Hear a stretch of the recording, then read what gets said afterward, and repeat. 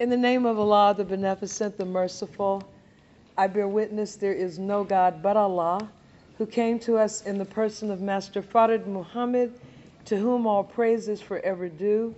We thank him for raising in our midst the promised Messiah and exalted Christ, the most honorable Elijah Muhammad, and we thank them both for their mercy in our midst, the embodiment of courage and truth and love. We are speaking of the Honorable Minister Louis Farrakhan. And I greet my beloved brothers and sisters in the words of peace. Assalamu alaikum. Brothers and sisters, thank you so much for coming out and making this night so energetic and positive. I know in our circle, and I felt it coming from everywhere else, we are highly motivated and ready to move to the next level where Minister Farrakhan has taken us. And there was a time when Jesus became hard to follow. You know, when he talked about his enemies, when he listed the groups, you know, we know that the main group, the satanic Jews, are all over the media, because he struck the core nerve and put the final, of the vampire, and put the final nail in the coffin of exposure by lifting up the greatest white Anglo-Saxon Protestant evangelist of the 20th century, Billy Graham, and lifted the conversation between Reverend Billy Graham and President Nixon. And this was too much for them. Now, as always, they fear Minister Farrakhan so much. As we know, there was zero response to the press conference in November of 2017. As we've talked about, a man who has a fixation on Twitter and tweets everybody and everything, and was completely silent when Minister Farrakhan called him out. This time there was a response, but again, because of the fear of the enemy of Minister Farrakhan, because of who backs him, instead of responding to him, they are going after people in the audience. Okay? So he steps to you, okay? I mean, like the champion that he is, he steps to you, calls you out, and instead you say, well, let's get that little sister over there that's sitting in the audience. This is how cowards operate, all right? Now, we are in that time, beloved, of the great separation. We've been talking about that tonight. And you see in Minister Farrakhan's narrative of the divisive methodologies that Satan employs. And so North and South Korea are actually the same nation. It's the United States of America that made a North and South Korea. Before the United States went in there, it was just Korea. Just like before the diaspora, we were just black people. Now we're Jamaicans and Venezuelan and this and that. So this is how he operates. Well, we're at the end of that. But in order to overcome his divisive tactics, unfortunately, we now have to deal with those in the family who persist in taking sides with the enemy. It's like Michael Corleone told Fredo, Fredo, you my brother, and I love you, but don't ever take sides against the family again. And when he did it again, we know what happened. This is where we are right now. And so I just want to read this letter. So what you see what you see occurring in the coming days, between those of us who follow the minister and those out there who are choosing to go with Satan, let's remember they were forewarned. And I'm going to read this real quick because my phone is on 17%. I never let that happen. I chide my daughter about doing this. But this is an open letter to black leadership. July 19, 2010. To the spiritual, political, educational, and economic leaders, and to our sports and entertainment giants. May this open letter find you well and in good spirit as we search for a solution to the many problems that we face as a people. Most of you have benefited in some way from a relationship that you have with members of the Jewish community. Some of you have become very wealthy and are able to live in the best manner that you choose because of this friendship. However, have you ever noticed that no matter how rich and powerful some of us have become, we have never been shown how to network with the wealthy and learned of our people, pooling our resources that we may produce for our people that which would grow us from a begging position as little children to become masters of our own destiny. The Jewish people have maximized their wealth by networking with their people and others in America and the world. Thus, they have become the masters in banking, trade, commerce, and have parlayed their wealth to become masters in every field of human endeavor. At the same time, we as their friends amass wealth for ourselves, our families, and a few people who benefit from us, but never have we done anything collectively to benefit the masses of our people. It is not that we would not desire to do this, it is because we have not been shown how. Our distrust and disunity prohibits us from doing what the Jewish people have done. These books that the Historical Research Department of the Nation of Islam has published, The Secret Relationship Between Blacks and Jews, How Jews Gained Control of the Black American Economy, Volume 2, and Jews Selling Blacks, are being shared with our people to show us how we were completely undone and others have benefited from what has happened and continues to happen to us. We cannot deal effectively with our so-called friends as men and women without this vital knowledge. Whenever the light of truth has been shone on them, they reach for you to defend them against the truth that uncovers the horror that has been done to us. They have always been successful pitting us against each other, thus keeping them from facing the truth of their real relationship with us. As they call upon you to denounce me as an anti-Semite, and because of the favor you believe you owe them for what they have done to help make life comfortable for you, I am asking you to stand down. I am asking you to read this research and discuss it with your Jewish friends. Would you condemn me as an anti-Semite for exposing the research that shows them as being anti-black? I am asking you to stand down and let them come out to me to defend their record and history of their relationship with us that we compiled from that which was written by their own scholars, historians, and rabbis. If you become an apologist for them in this hour, you will be seen by the masses of our people as a modern day Uncle Tom who believes you owe more to them than to the masses of our suffering people.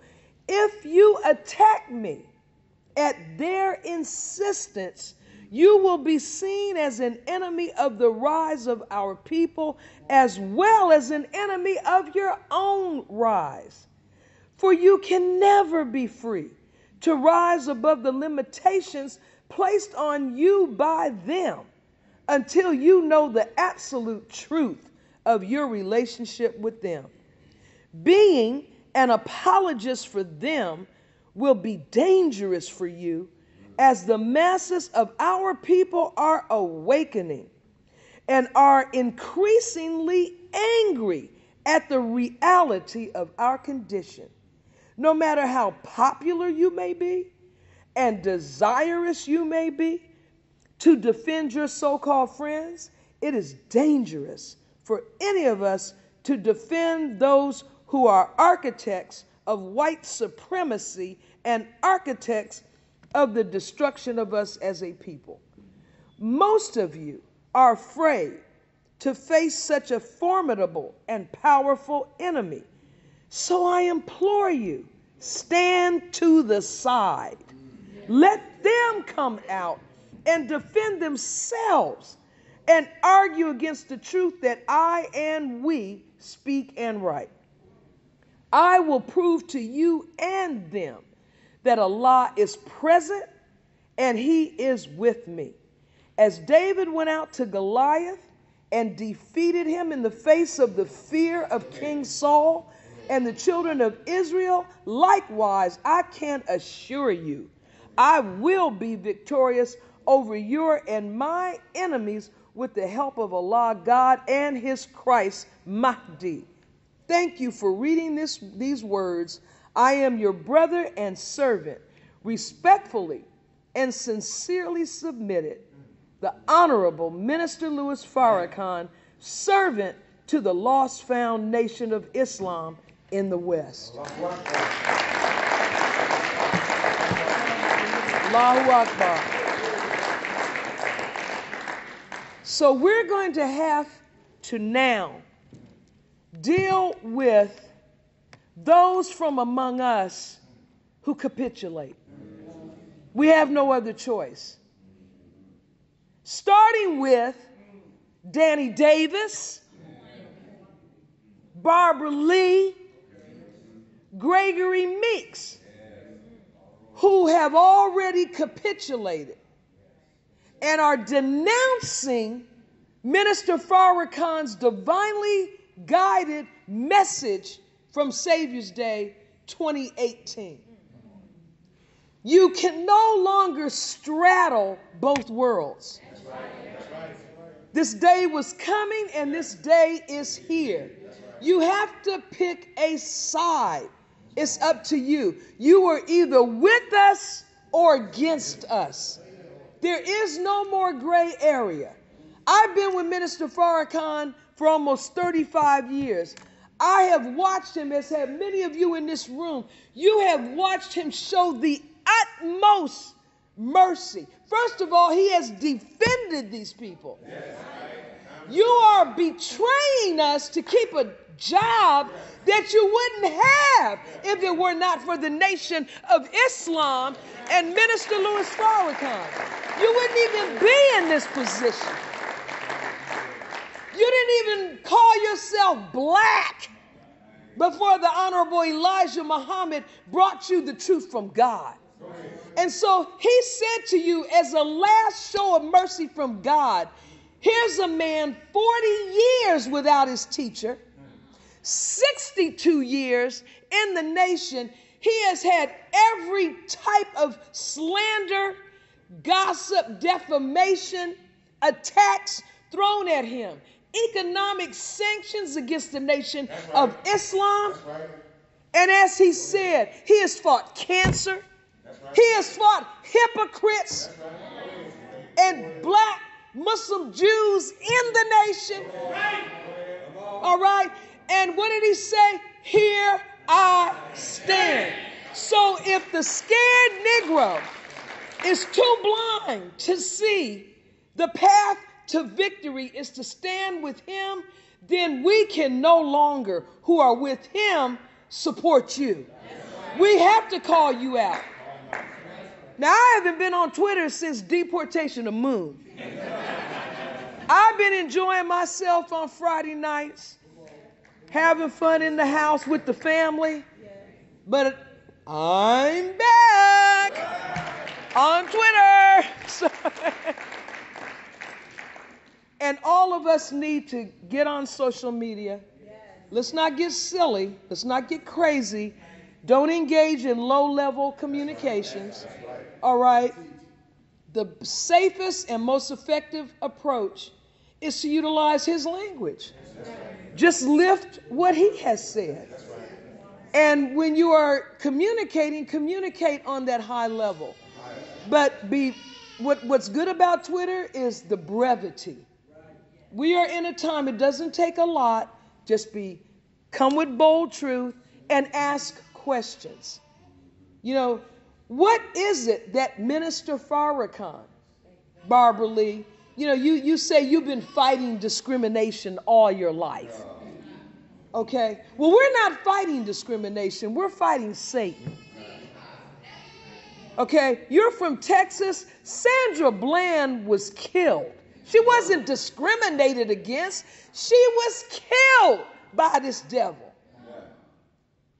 You know, discrimination is child's play compared to what we're suffering as a people.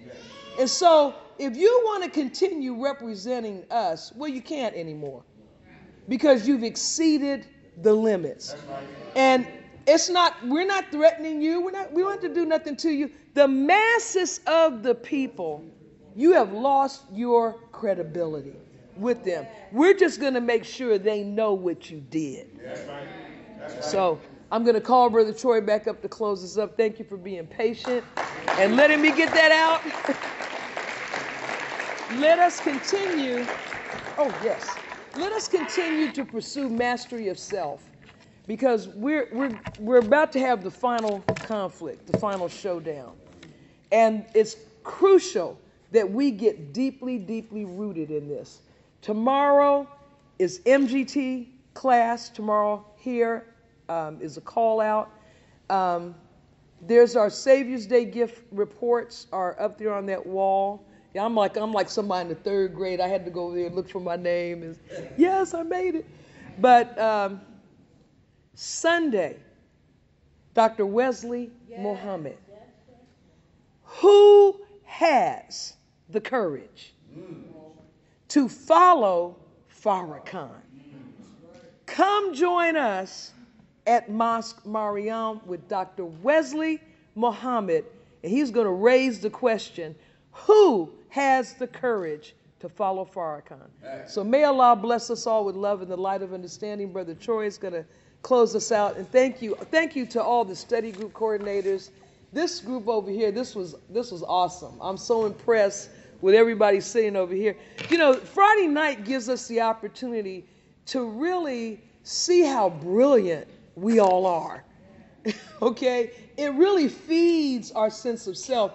You remember in Black Panther, the devil said, we've been looking all over the earth for the vibranium. And we thought it was in even South America, but it was in Africa. Those people are savages. They don't deserve it. See, the Honorable Elijah Muhammad said, the white man envies the black man. He envies our power, our beauty, our superiority in every field of endeavor. But as the minister said in here, when they tell you go back to Africa, tell them you first. You go to the part that we gave to you, which is Europe. Okay? Because trust and believe, we're not only going back to Africa, we're going back to Saudi Arabia. We're going all over this entire planet except the part we don't want. And eventually, when you all are closed in the caves of Europe, you will finally go out. You will become extinct sooner or later. And then, as the Honorable Elijah Muhammad said, never again will we allow such a troublemaker as you to come on our planet. Assalamu alaikum.